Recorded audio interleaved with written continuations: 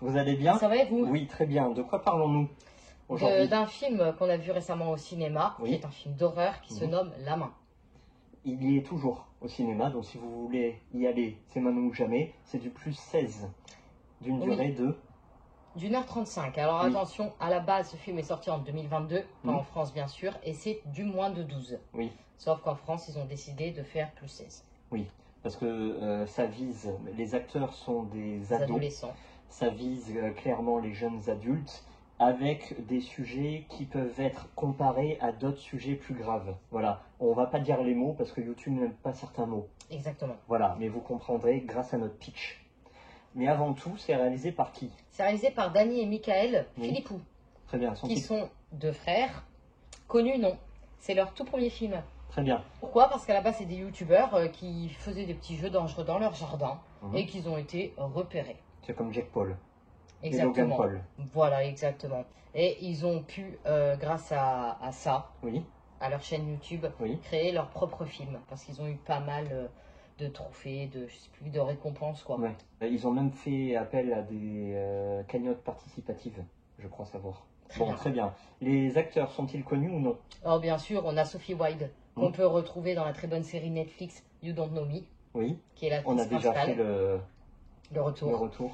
On a également Miranda Otto, Hmm. qui, elle, on la retrouve dans les nouvelles aventures de Sabrina, qui est géniale, sur Netflix aussi. Le Seigneur des Anneaux. C'est Aussi. celle, je peux faire un gros spoil, c'est celle qui bat Sauron. Bravo. Voilà, le chevalier là, évidemment. Spoiler. Parce que Sauron, je crois que c'est Sauron, hein, que je confonds pas avec l'œil. Sauron, il dit aucun homme ne peut me battre. Et elle, c'est ce qu'elle fait, elle arrive, on sait pas que c'est elle, hein, parce qu'elle elle a un homme, elle est masquée.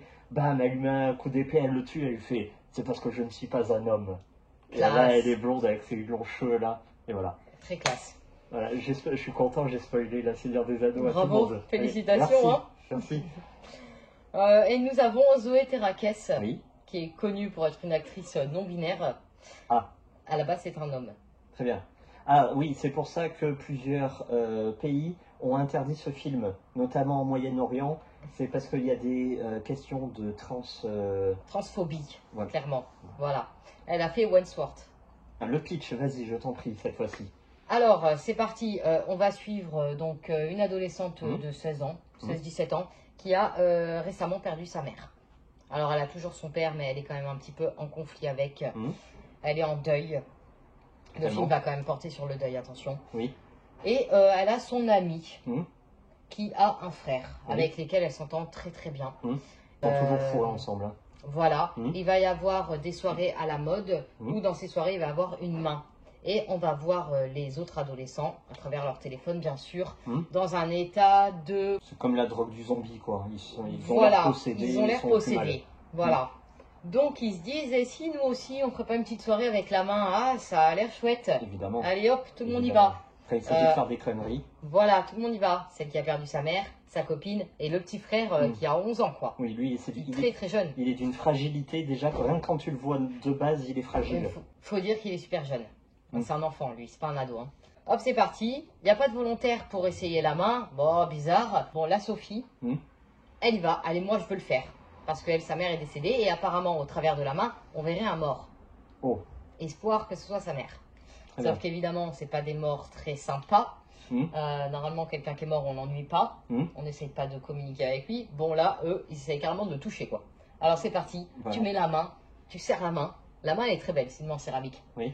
Je te laisse entrer, et le mort prend possession de la personne. Sauf qu'il ne faut pas dépasser 90 secondes de possession, sinon le mort reste définitivement dans le corps. Et surtout, faut pas oublier d'éteindre la bougie. Voilà, c'est comme un peu une planche de Ouija, c'est le même principe. Ton ressenti, s'il te plaît. Alors, c'est un très bon film.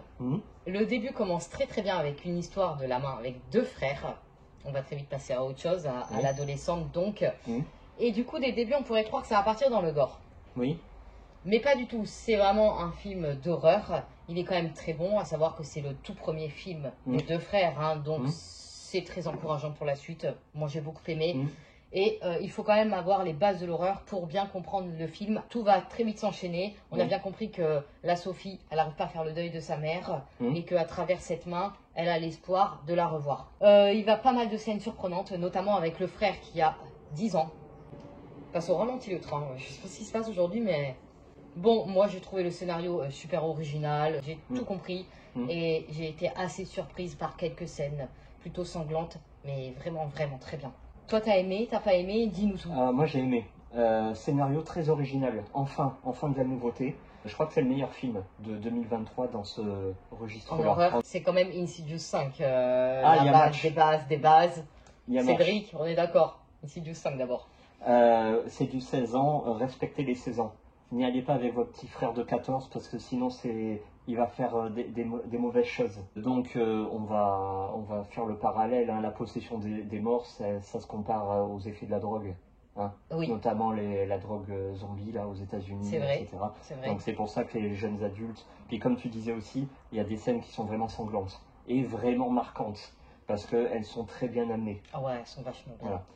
Après, moi je suis pas public de films d'horreur. Encore une fois, heureusement que tu étais là pour m'expliquer le milieu du film parce que moi j'ai pas compris. Voilà, honnêtement, l'histoire de la mère, moi, voilà. Je suis naïf. Je croyais. Bon, non, je vais pas le dire. Mais bon. On va faire simple sans spoiler. C'est simplement de la manipulation et de la possession. Donc, il faut avoir un certain métier. Voilà, comme dans Insidious 5. Voilà, faut connaître un peu les bases de l'horreur pour pleinement être satisfait. Mais moi, pendant 1h40, j'ai bien aimé. Il y a de l'ambiance. Il n'y a pas trop de ralentissement, de longueur. Non, c'est très bien.